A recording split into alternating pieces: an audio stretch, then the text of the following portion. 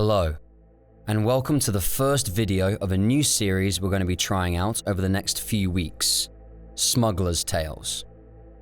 These videos will be different from what you're used to if you're a regular viewer of this channel, so we felt it best to explain what we'll be doing here before launching into things.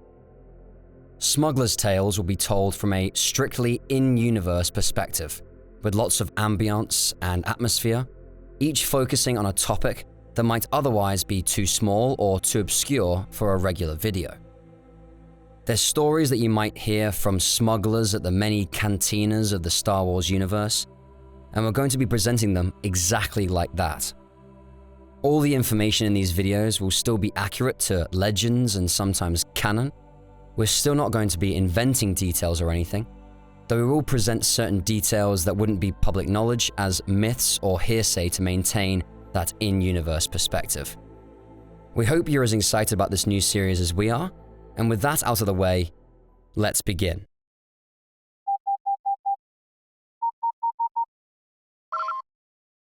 Attention, Sergeant on deck! Welcome to Tatooine. If you were looking to get as far from galactic civilization as possible, you couldn't have picked a better port. Just kidding. Contrary to the complaints of the local teenagers, Tatooine's not that obscure. It's no Coruscant, to be sure, but anyone flying the Outer Rim lanes is bound to stop here at least once. Of course, if they can help it, they're also bound to leave just as quickly. Because there's one thing about Tatooine you should always keep in mind. It's hostile to outsiders. The planet itself is pretty damn inhospitable. Only a small slice of the northern hemisphere is really habitable. The locals either keep to themselves or would kill you as soon as look at you. The sand people especially. And in the deep desert, in the heart of the Dune Sea, there are monsters whose names are rightly feared across the galaxy. You've probably heard of the Krayt dragon before. Many people have, but far fewer know much about them. And if you're looking to travel out in the Dune Sea, you'd better get your facts straight.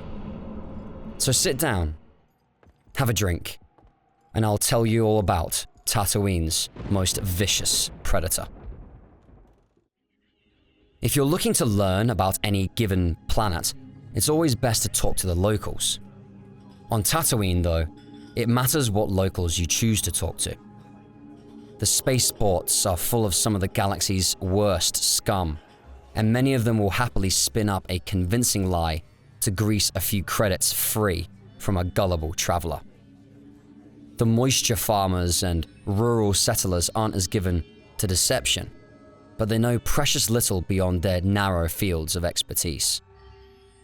By and large, you shouldn't expect to get anything useful out of Tatooine's settlers, especially when they're talking about things like Krayt dragons. Lots of settlers claim to have caught glimpses of dragons, but you could probably count on your hands how many of them have actually seen one. The Jawas would be a better bet, though they can be hard to understand.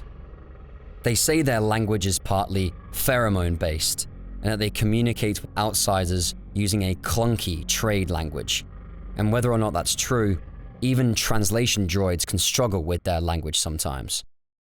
But just because they can be hard to understand doesn't mean they aren't saying anything worth understanding. The Jawas have been here forever, and they've got a long cultural memory. They know far more about Tatooine's environment, creatures, and history than any settler, that's for sure. You might get some good info about Krayt dragons out of them, but Jawas tend to avoid Krayt dragons if at all possible. A wise choice on their part.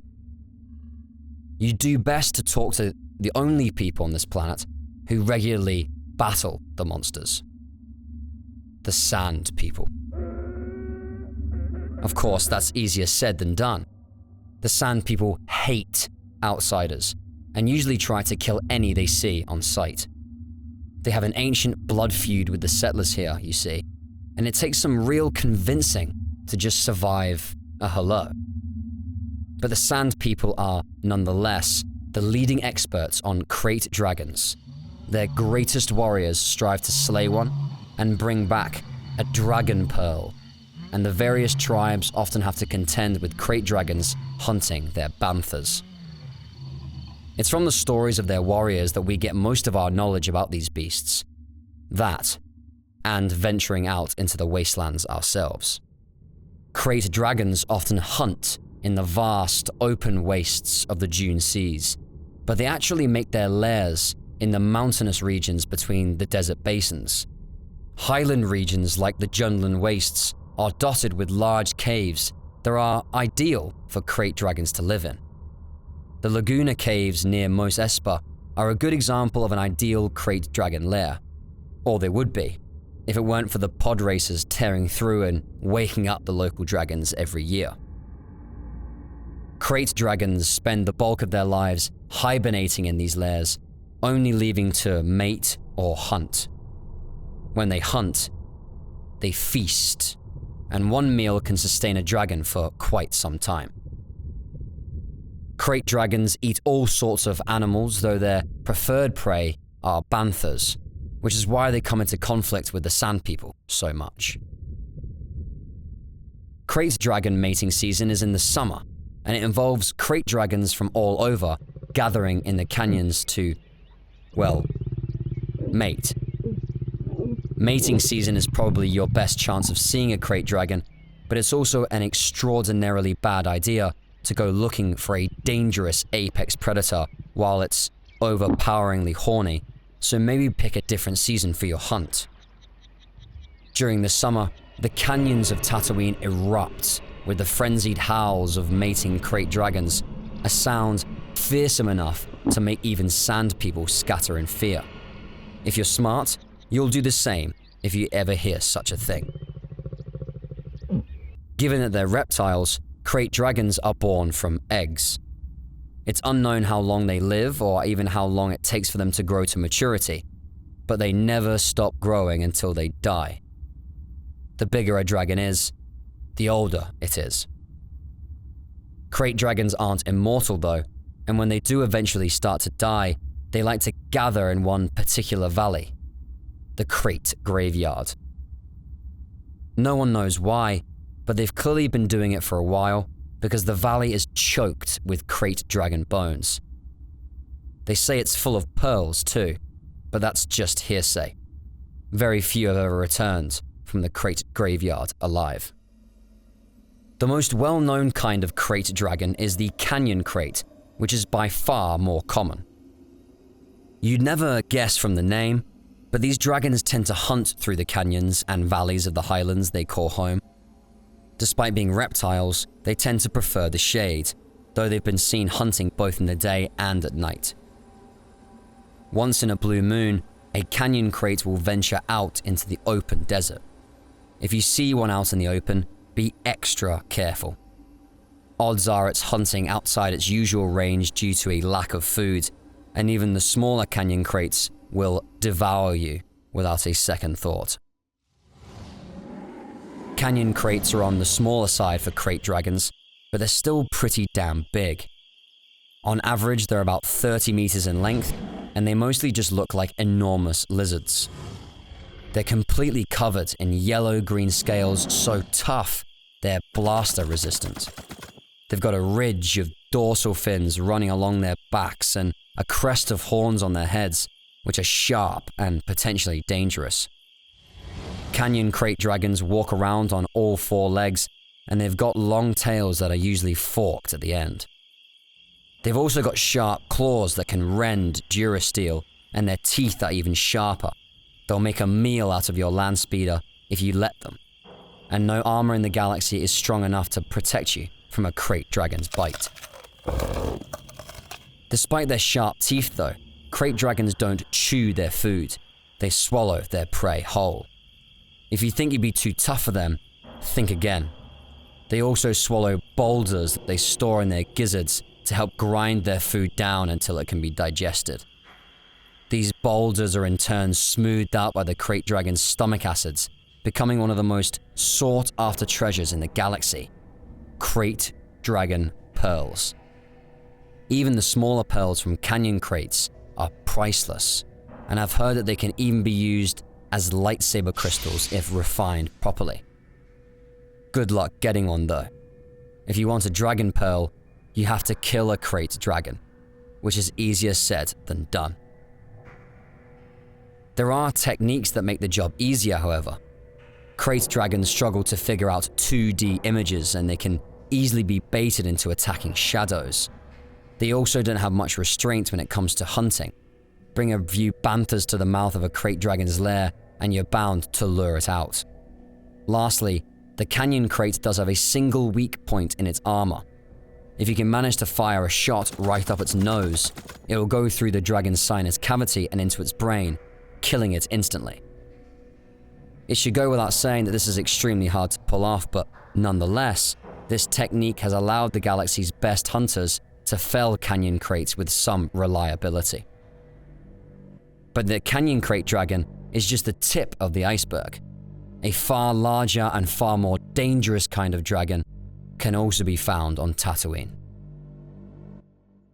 The greater Krayt dragon is the true apex predator of Tatooine, one of the most fearsome monsters in the galaxy.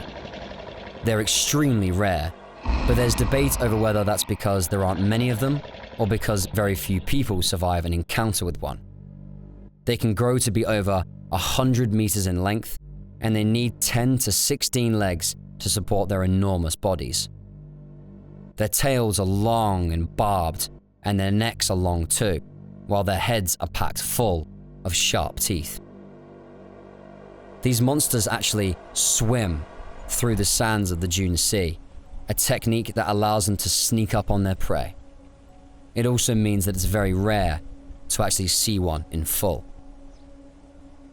Greater Krayts are considerably tougher than canyon Krayts, and they're also far more dangerous.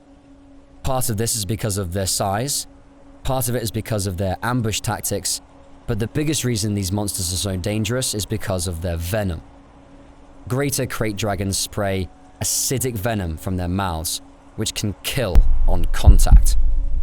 Apart from these differences, the Greater Krayt is a lot like its canyon-dwelling cousin, with similar hibernation cycles, mating practices, and the same compulsion to die in the Krayt graveyard. Banthas are also the favorite food of the Greater Krayt, though these leviathans have been known to prey on sarlaccs as well. And like the canyon Krayt, the gizzards of the Greater Krayt dragon contain pearls, which are much larger and thus much more valuable than those of their smaller cousins. Good luck getting such a pearl though. The Greater Krayt dragon is all but unkillable. Even the Sand People can only manage it when working together as a tribe. Any solo hunter going after a Greater Krayt dragon is doomed to end up as dragon food. All told, the Krayt dragon is one of the most fearsome predators in the galaxy. If you're intent on hunting one, I wish you luck, but I think the Jawas have the right idea about these monsters. Some beasts are just not meant to be messed with. Well, I'd better get going. Hope you learned a thing or two today. I'll see you around. I've got many more stories from the Rim to share with you in the future.